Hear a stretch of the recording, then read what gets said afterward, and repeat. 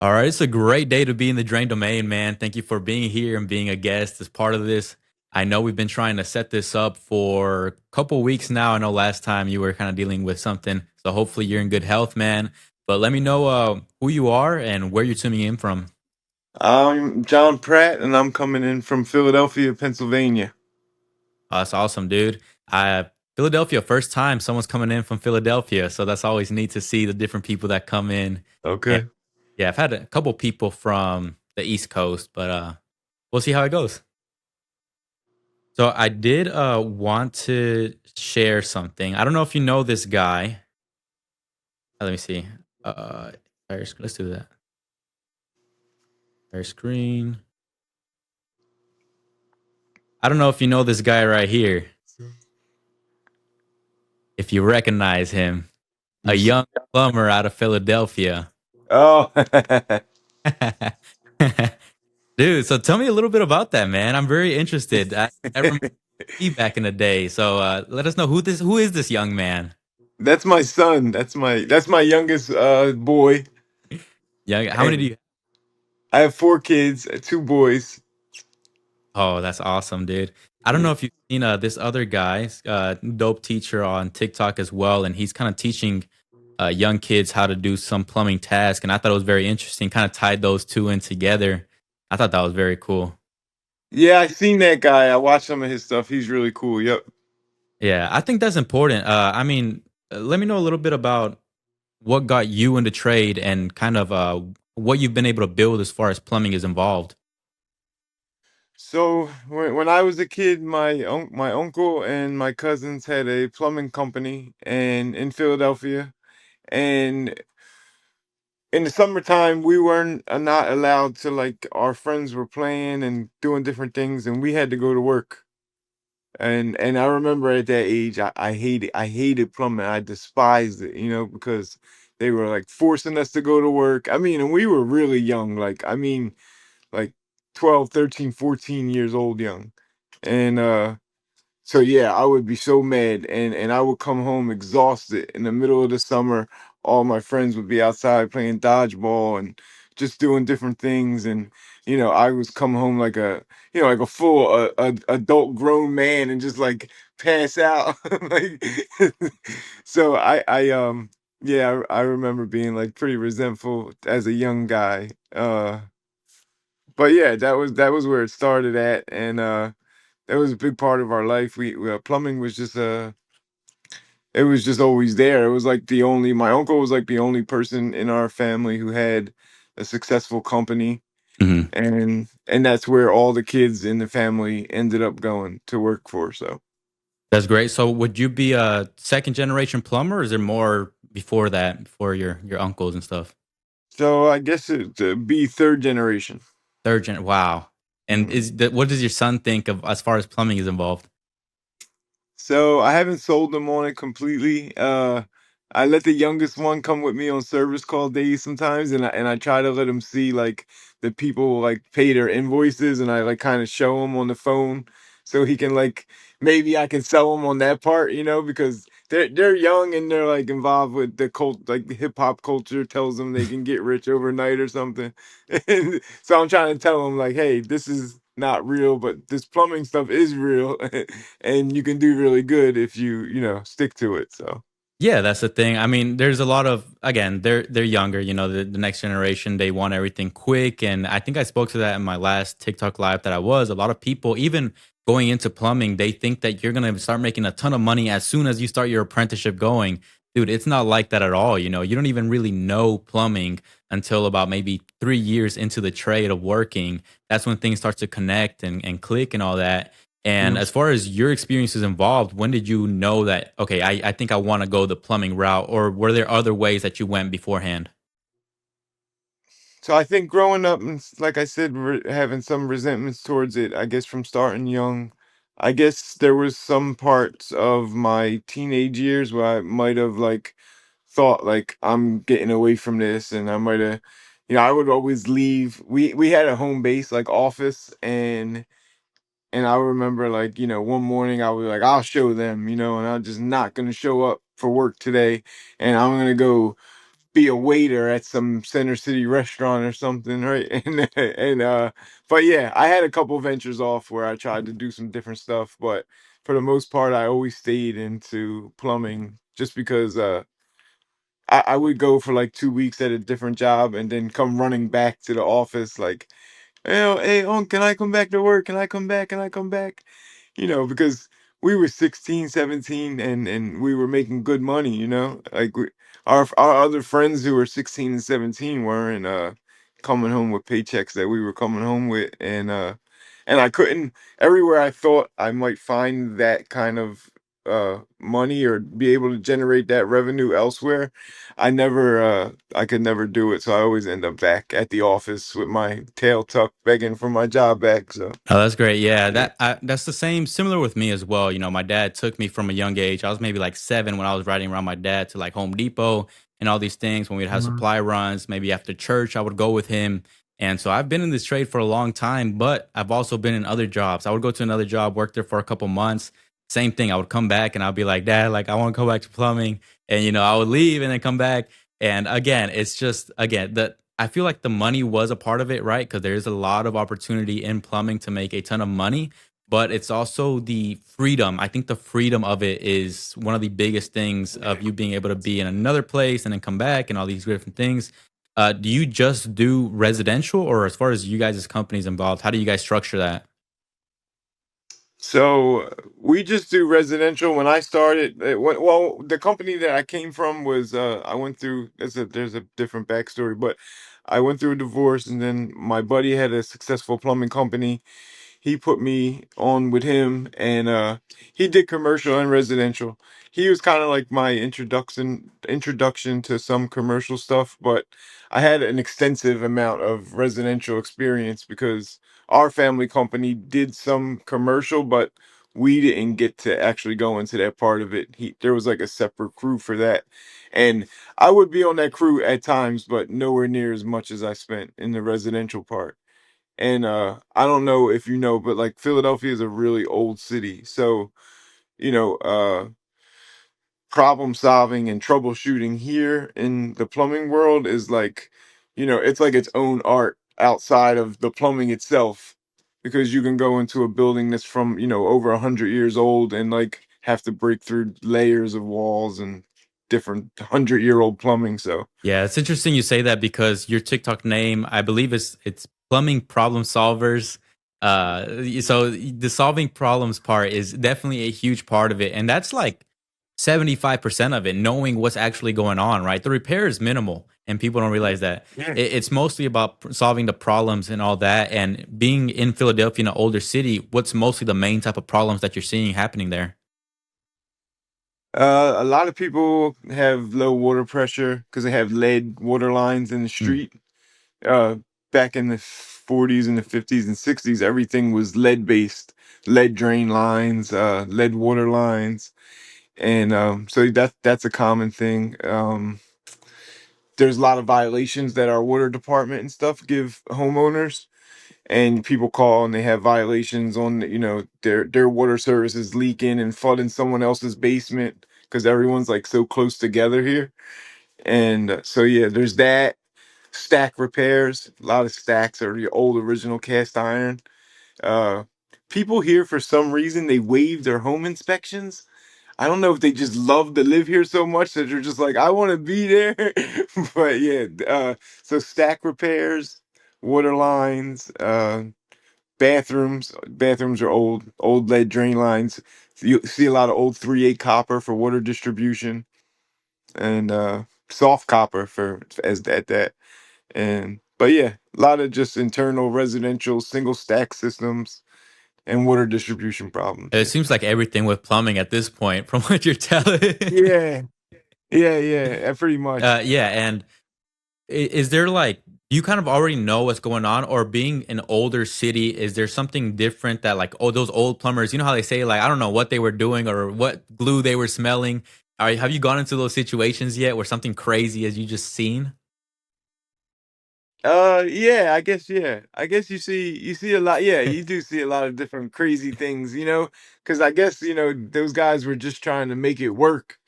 And Yeah, so like, you see a lot of, I don't know, like if you know or familiar with in Texas, like with the lead here, they have a lot of things called swipe joints.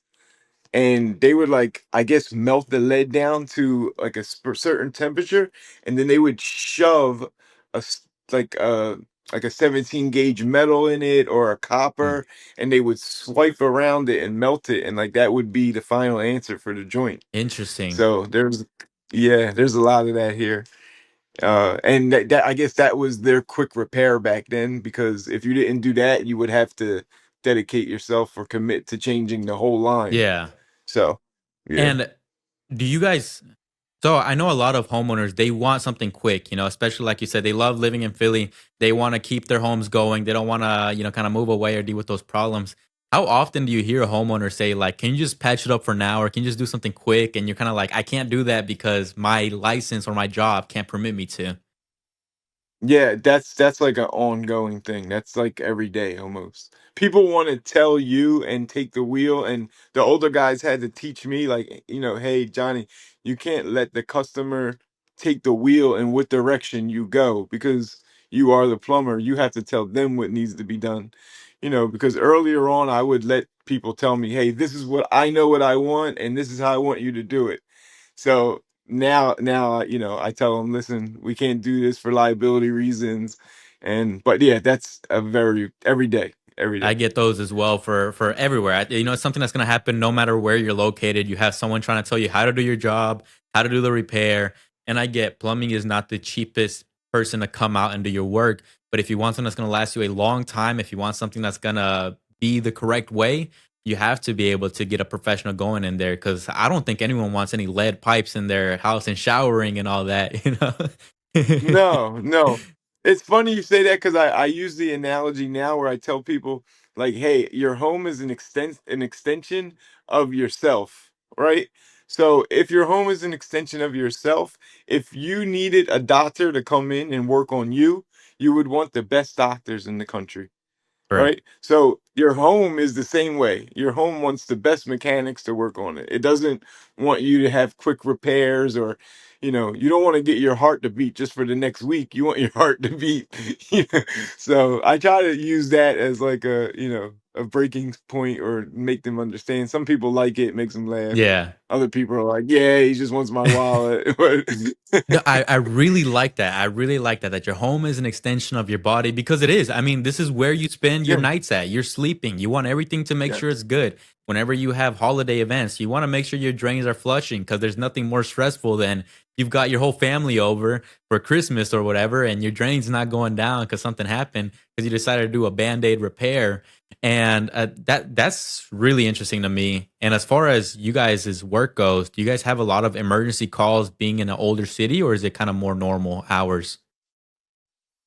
yeah. No, we do have a lot of emergency calls. Like, we have different sections of the city that are dated back to different times. Like our center city district is, mid 1800s, late 1800s. And then so yeah, you get there's a lot of emergency calls. Some guys here have like an outrageous emergency call fee. Like, like if you hear like what some guys are getting here for just answering the phone past business hours, yeah, it's crazy. But yeah, it's common. Yeah, dude, that's crazy. And let's go over a little bit about licensing in your state because I have a lot of people that always ask about licensing. How is it like if you want to be a full on plumber, not a handyman, but an actual plumber? What's the process like over in Pennsylvania? So in PA, you have to be an apprentice for 2 years. You have to have your apprentice card filed with the city. So here we have a system called Eclipse, and that's like our permit process, and that ties us into the city. So you would be logged in into that Eclipse system under the plumber that you're working for as an apprentice. You have to be getting paid on the books. Um, After those 2 years, you can then go for your journeymans. After you take your journeyman test, you can go. So before you take your journeyman test, they're going to want to see your W-2s for the 2 years you served your apprenticeship. Then you can take your journeymans. After you take your journeyman test, you can go right away and take your master test, but they won't issue your master license. So you have to remain as a journeyman for 3 more years, I think it is. And then you have to show W-2s for those 3 years. And then you can either take your master's test and get your master license then, or you could have already took your master test within those 3 years and then just get it issued to you. I like that. So, I like that a lot as far as the from journeyman to masters because me, I have to wait 4 years right now to get my masters. I just got my journeyman's back in December, and it's about a 10-year process from apprentice to masters. And I have to wait 4 years. But the thing is, I just took exams. Like I have everything fresh in my mind right now to where I want to keep going. But they're like, no, you have to wait 4 years to even take the exam. So I like that you can take the exam beforehand and then go on there. I think that's very great option because some people, again, like me, I just took my journeyman. Let me go ahead and do the exam and all that. Do you see a lot of people doing that, or do you just see them waiting all 3 years? yeah, a lot of people just wait. So here we have our classes that we take here are ran by like ex license and inspection guys, who a lot of them are like either master plumbers or engineers, and they run like our code courses. And then they're also a part of like a tight knit community of like a plumbing association. And everything's like pretty like real tight knit here, I guess, because Philadelphia is such a small city, I guess.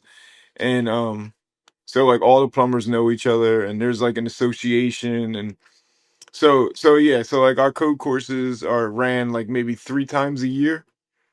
And they're not from what I understand, the older plumbers had a bigger and harder test than we have today.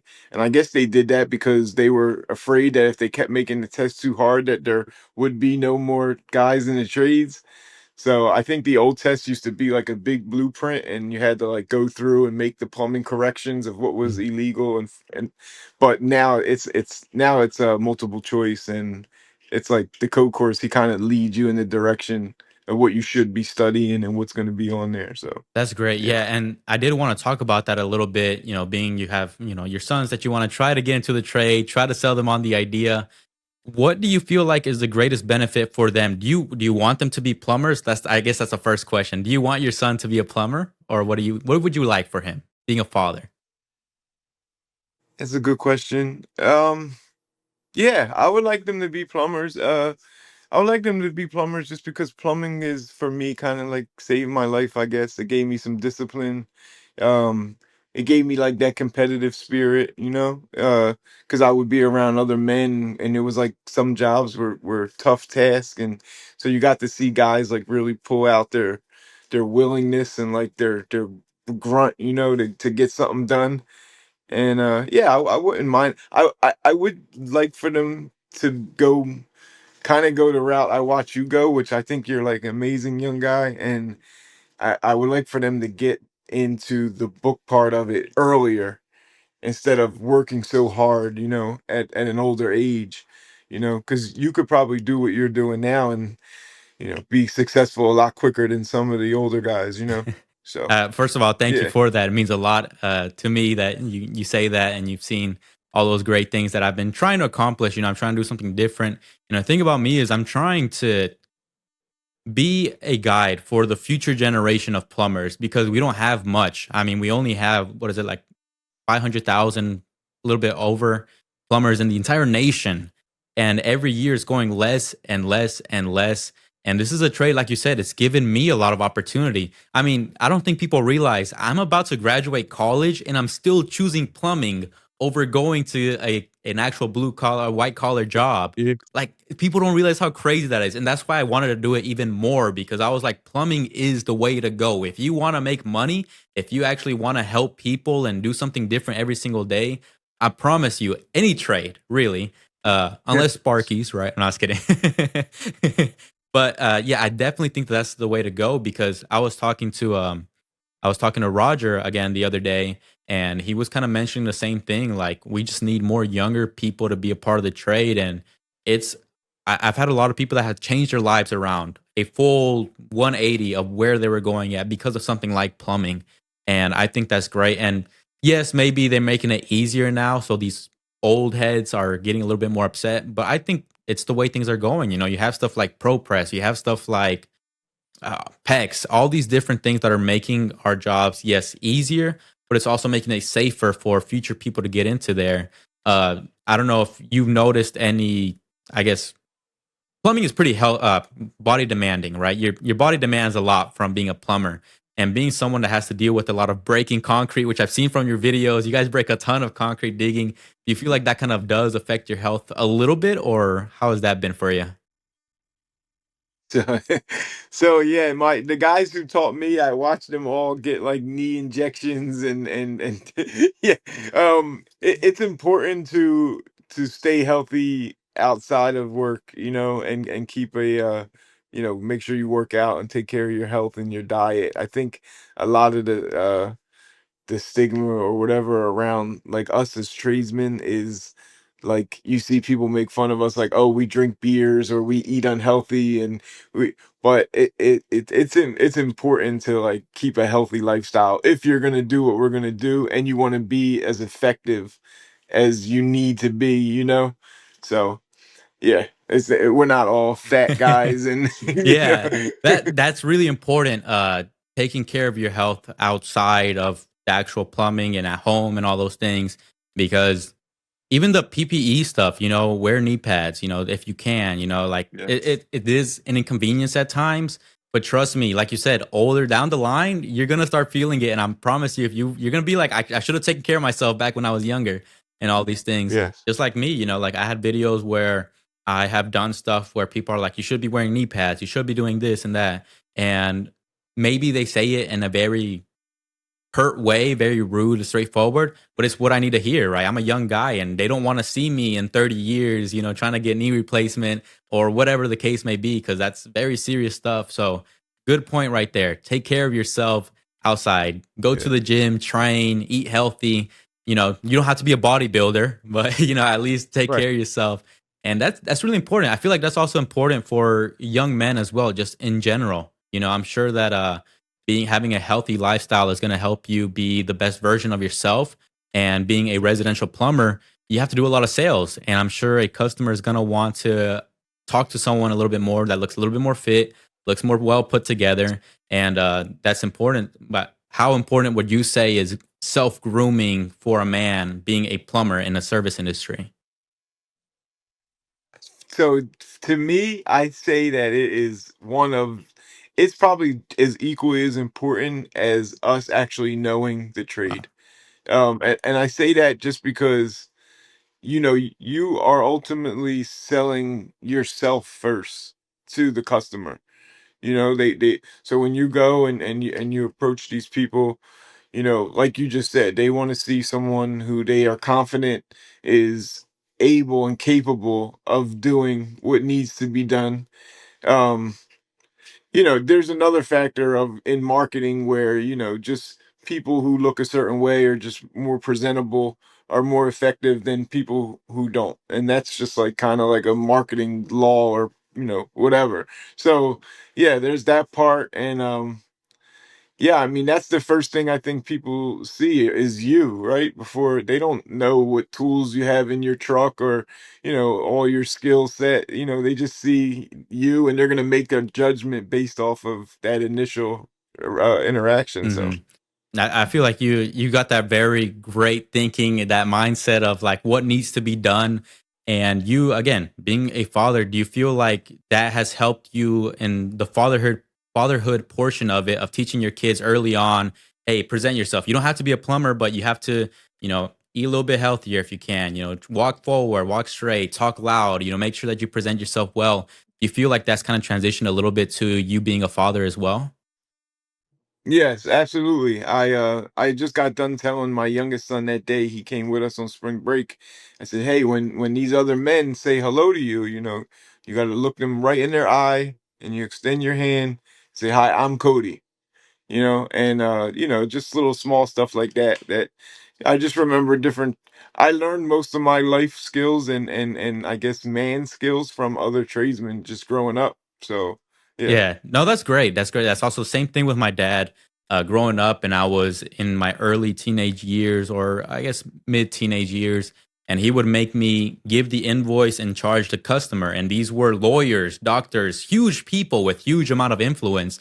But he wasn't trying to make it easier to get the payment. What he was trying to put into me was I am no different than them. We're all human beings and we're all equal in the eyes of God, right? But we are just because you're a plumber doesn't mean that you're any less than a doctor, doesn't mean that you're any less than a lawyer. You still have your purpose in your community. You still have the purpose of protecting the health of the nation, which is like the OG model of plumbing, right? And that's important for you to know. And that's a huge responsibility. People don't realize the responsibility of being a plumber. We just talked about taking care of your health outside of it. If you don't take care of your health, you can't perform in the plumbing trade. Here in Texas, at least, we Yeah. have attics. And I guarantee you, if you're not healthy, you're not going through the attics. You're going to have to get someone else to do that for you or digging. So it's definitely something that you have to kind of keep that lifestyle going. Is much more than that. But I did want to talk back a little bit about what you said earlier of being a little bit more book smart in plumbing. You feel like as the years progress, less and less people are worried about the book side of it or being a smart plumber? Or what do you feel like growing up in a trade has transitioned to now? So I think that's geographical. That's a good question. I think that's geographical actually. From so where we're at in the city, there's I guess it's so crowded here that you meet different tradesmen who they know how to do the task at hand. But there's those guys, and then there's other guys, like probably like guys like your dad and guys who we meet out in our counties or like our rural areas. And these guys know Hmm. books. They know the code. I mean, I know guys who have a Philadelphia code book on like a mantle, like a Bible. And like they literally go back to that code for everything. And I like that. I like the idea of that, and I like those guys. I think that I don't know where we would be at as far as what's more or less, but I think that the book smart part. So you see, when people make fun of us for pro press and different things that make our job easy, like plumbing is so much. Obviously, that plumbing is so much more than like being able to whether we can pro press or sweat something. That like I don't even like take that comment like serious because it's like there's so much more to it that like that's just like one thing. And if that separates us from being a good plumber and a bad plumber, then we're probably not plumbers anyway. So but yeah, the book smart stuff is definitely a big part of it when you're doing rough ins and you gotta where the code matters. Yeah, yeah, So for sure. And I was literally seeing a video this morning where a guy it was a plumbing company that has a TikTok, and they were talking about shark bites. And then they were like, homeowners, they always comment that, we don't like shark bites as plumbers because it just means the average person can do a plumbing job. And then he was like, I would love for you guys to try to work one day in the plumbing trade and try to do as good of a job as we do. Because, like you said, it's a lot more than that. It's not just connecting a pipe. Oh, you have a leak, this and this and that. Are there any cross connections happening? What are you doing to prevent water from going back into your system? What are you preventing to make your water heater doesn't explode? All these different things. Your drains is a huge one. People don't realize how important drains are. The venting, because if you have all those sewage gases coming out, if your toilet is not set properly, you have those sewage gases coming out of there. And I definitely think it's important to know the I guess the consequences of not having a good plumbing system going and how to fix it appropriately. So going back to the book of having the code book like in a mantle, it's funny that you said that because the other day I bought the 2021 UPC code and I was putting tabs on there and trying to label where each section is. And then I showed my dad, and it was a little bit weird for him because he's never done something like that, right? He's always just opened the book if he needs anything, but I'm actually making sure I go through it and read it. And it might seem silly. It might seem like for others, like, well, this guy's wasting his time. I don't feel like that is because now I'm more knowledgeable than you are. And guess what? Knowledge is power. And if a homeowner needs something, I know the knowledge and I can charge for my knowledge. It's not about, again, just the work. that's it. Yeah, That's it. Knowledge is power, and the more you know, the more you're worth. correct. So Correct. that's it. And you know, it's like if it's like I guess even in like the art of war. So like our enemy would be, the problematic plumbing problem. And so we need to know our enemy as much as we can know about it so we can know how to battle against it. So the more we know is like, yeah. We actually have a code book. So we have I think it's not a workbook, but our code book is like this. So we go for like every 4 years. And the Philadelphia code book, I think, is the UPC code, but we have amendments Yes. that are just for Philadelphia. Okay, okay. Yeah, so they'll like highlight it as a UPC code, and then it'll be, if it's amendment just for Philadelphia, it'll have like slash P. And so that means we have to follow that in here in the city. So, Yeah, we also have but we have our code, and then we adopt both, a little bit of both, UPC and IPC. So whenever we do our training for our exams, we have to kind of know a little bit about both. Um, and that's just kind of what we have to do. We have to know a little bit about both. So a lot of people, they're like, "Oh, what code do you use?" Well, we use both. Like all these comments. right, A lot of people, they want to tell you your code is in your area, and they live across the freaking nation. right. And that's really funny to me that they say that. But going back to the art of war, I'm very happy that you said that, because that is a part of it. Everything is war, especially being a young man or a man in general. Everything is war. Making sure that you're taken care of, making sure your family's taken care of, making sure that your company is good. Because for us, in our company, with just me and my dad. And it hasn't been easy these last couple of years. We've been trying to do what we can and trying to show as much as we can to keep growing. But it's all war. Everything is war. And you have to fight every single day to improve yourself. What are you doing different? What can you do in the next job that was different than the last job? All of those things people don't realize go into not only being plumbers, especially being a plumbing company, and just your own self battles. And do you feel like you do a good job at kind of that self analysis part of it to how you can improve? Do you feel like that's still something that's a part of your life to this day? Yeah, absolutely.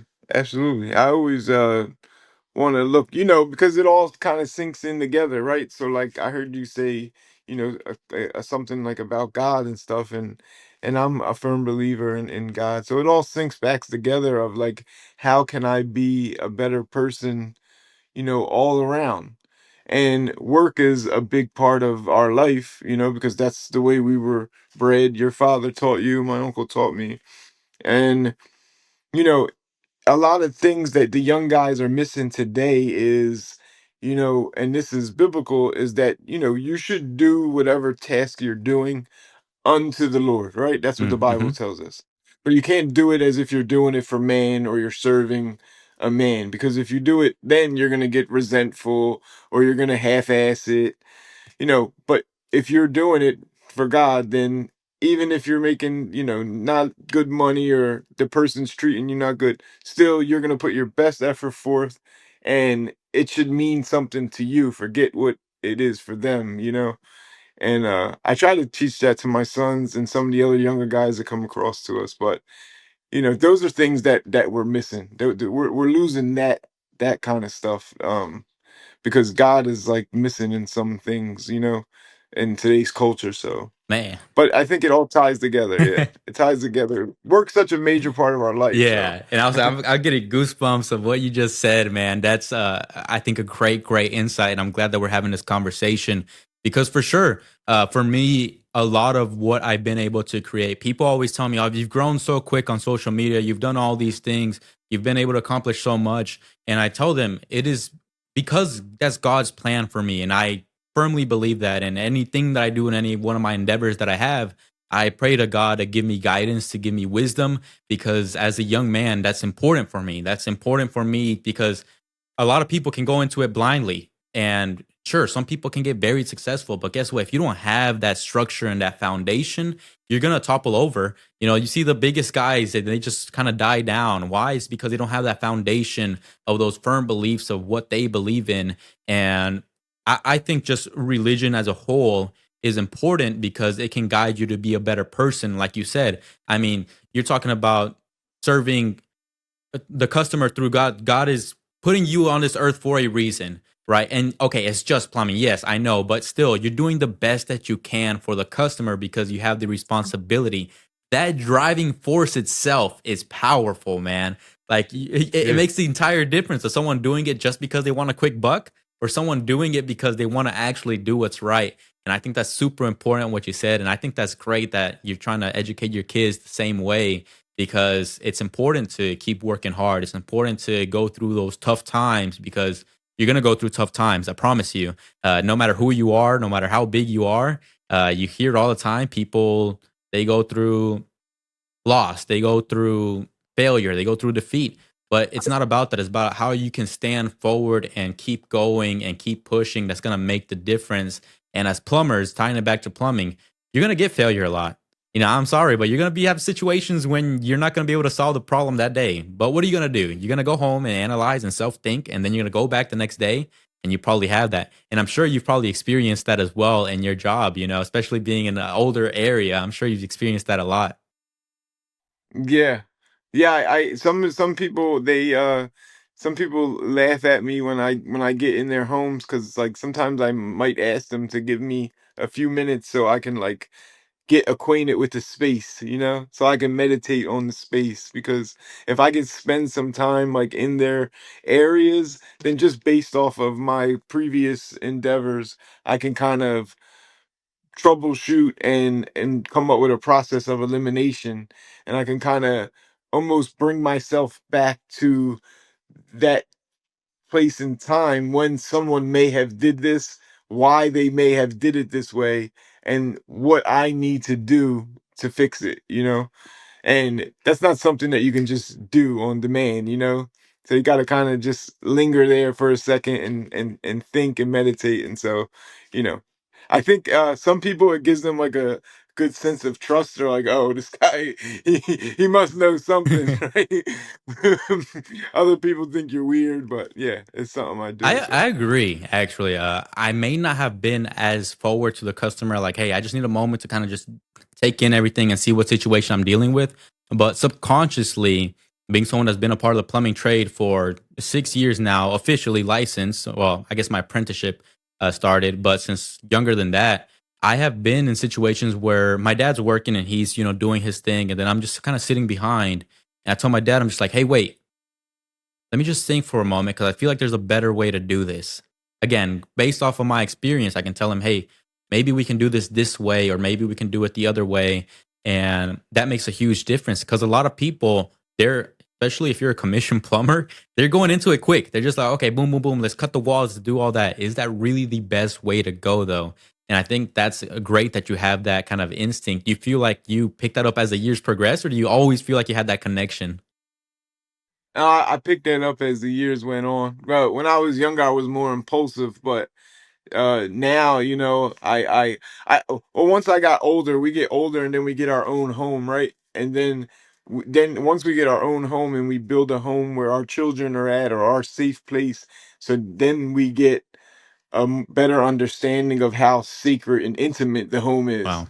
So then you bring that into other people's homes, and you're like, this is your living space. I know how I feel about my living space. So I have to be as gentle and neat and clean and caring as I would in my own home, So, and that was something I didn't get until I, built my own home, obviously.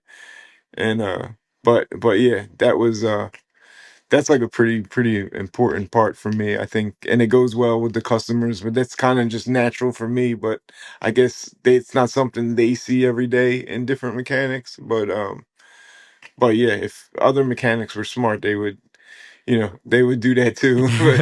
Yeah, right on. And let's take a moment and let's talk about where people can find you, whether both your social media and you guys' actual company, where you guys located at, kind of what's the name of the company, and how can people find you, like, let's say social media or online. So we are Plumbing Problem Solvers Co., which I get a lot of people who tell me I need to shorten the name. But I was thinking of it in the beginning as a commercial company and like how it would look, on a van or something wrapped. But anyway, you can find us on Instagram, Facebook. We run Instagram ads, we run Facebook ads. We have an app here. I don't know if you guys have it there, called Nextdoor. And Nextdoor kind of get you tied in with your community and like that actual area code. So we run ads on there. We have actually a big following on there. And yeah, Google, and pretty much I am trying to do everything I can marketing. I haven't actually paid out of pocket for marketing yet, except for me running my own ads. But yeah, so I mean, almost every social platform: TikTok, Instagram, Facebook, Nextdoor, Google. Mhm. Have a web page, but the web page isn't like extravagant as I would like it to be just yet, but it's getting A lot of there. work, and maybe your son can pick that up. Let's say he doesn't want to get his hands as dirty. Hey, there's other ways to get a part of plumbing. So it's funny you said that, because I always think when I see you, I was like, your dad must really appreciate, what you've brought to the table, because he come up in a time where all this stuff wasn't there, and he could probably never imagine that like somebody in the other side of the country knew the name of his company. And so, that's probably pretty cool for him. So Yeah, yeah, it's definitely something different and something that he and I always have conversations after, whether it's a podcast episode.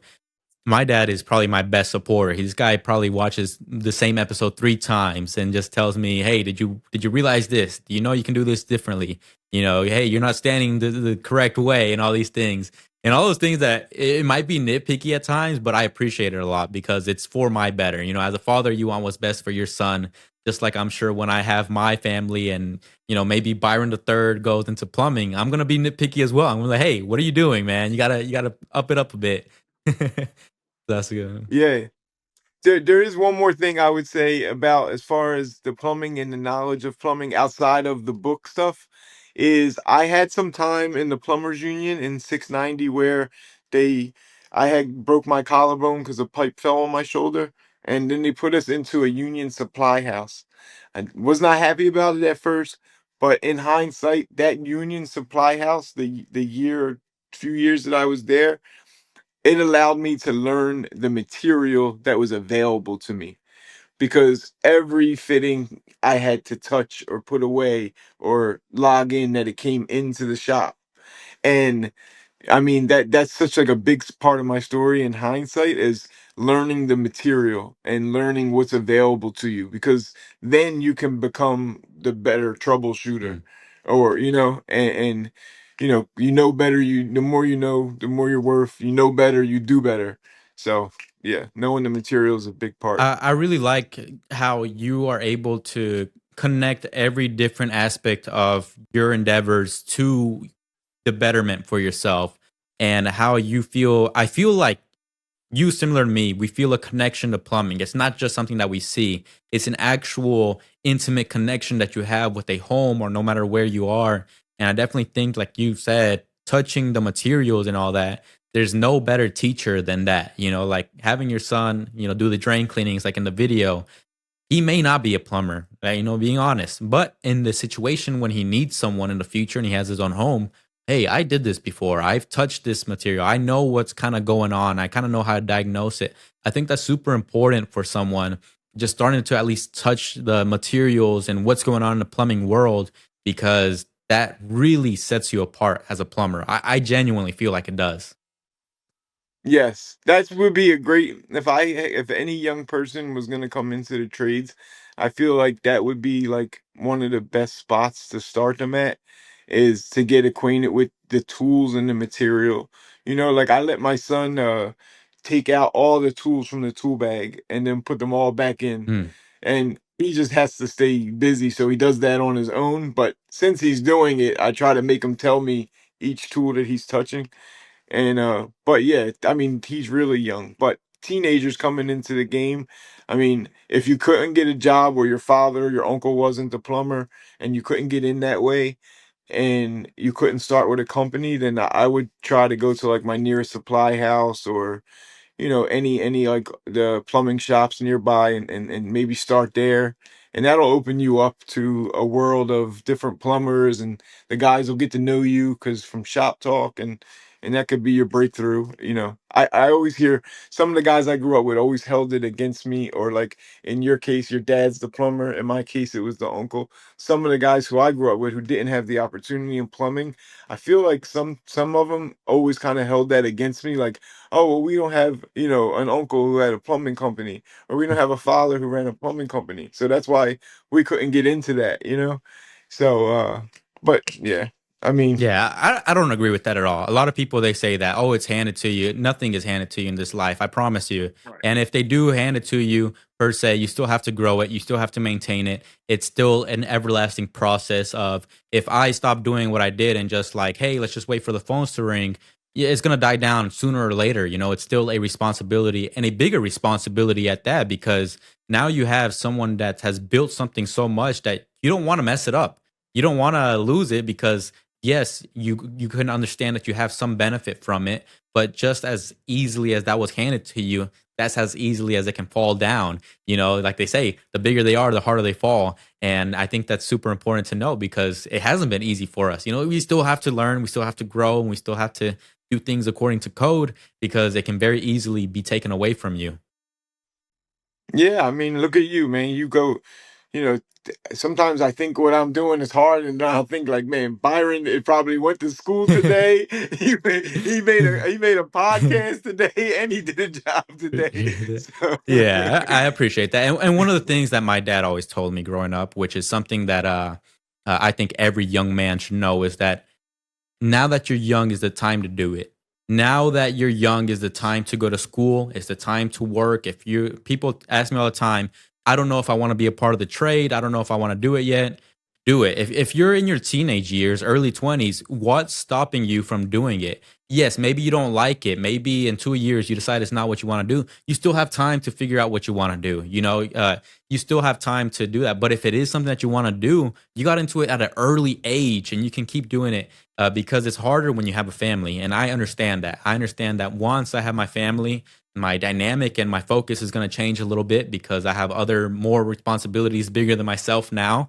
So that's why I do all these. People ask me, why are you doing all that? It's because I know that I have to do it now before I have my family. I have to get my master's before I have Byron the third running around because it's going to be a lot harder doing that. Was that something that you did early on, or was that something that kind of you did have to kind of balance the family and the plumbing part a lot?